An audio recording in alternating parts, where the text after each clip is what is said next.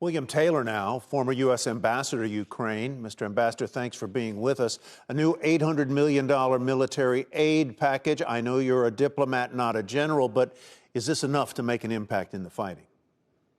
Tyler, we will know the answer to that question probably in about 3 weeks. That is, if the Ukrainians succeed in defeating this attack, this offensive, then the answer will be yes. Then it will be enough.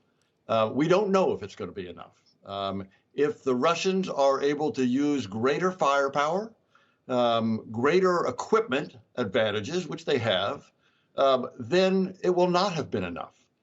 We need to provide the Ukrainians everything we can. And your description there, your reports of the atrocities in Mariupol, just highlight the importance of getting this equipment in sufficient quantities, which means sufficient quantities means, in answer to your question, Tyler, enough to stop and indeed defeat the Russians. This must be very personal to you because of your service in that country. Putin claiming success in Mariupol. Do you see him using the same kind of playbook, which is besiege, suffocate, starve on other cities, maybe even including Kyiv? Certainly that's what he's been doing. You're absolutely right.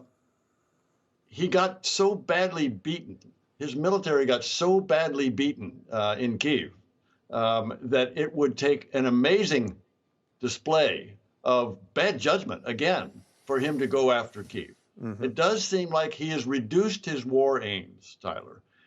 He initially thought he could take Kyiv, initially thought he could control the country if he took over the government and put a puppet government in place of President Zelensky and his government. And he was disabused of that. The Ukrainian military disabused him of that. So I don't think he'll try that for Kyiv, but who knows? But you're right, he will certainly do that in other cities. Ukrainian President Zelensky today pushed Portugal to ban Russian gas and oil. My question, Mr. Ambassador, is can sanctions win wars? And do you see any possibility of a diplomatic solution anywhere? Can sanctions win wars? Sanctions can't win wars. Military force in sufficient quantity and with sufficient leadership and with high morale, that wins wars. And the Ukrainians have most of that. They just need the weapons. So that can win the war. Sanctions can reduce the ability of the Russians to support that war on their side. And so if this war drags out, which it might, then the sanctions on the Russian economy will increasingly have an effect on the Russians' ability to wage that war. So in that regard, it's very hard to tell if that's going to actually be the case. You asked about the diplomatic possibility. Ukrainians have tried earlier to put down some ideas. The Russians have not been empowered or able to respond. So no real diplomacy was made, progress was made. And until Mr. Putin realizes that he's losing on the battlefield, he's not going to sit down.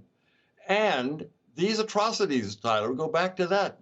What we see in Bucha, what we see now in Mariupol, what President Biden has called genocide, that's not, you can't, how do you negotiate with people like that? How do you negotiate with people like that? Ambassador Taylor, thank you very much for your time.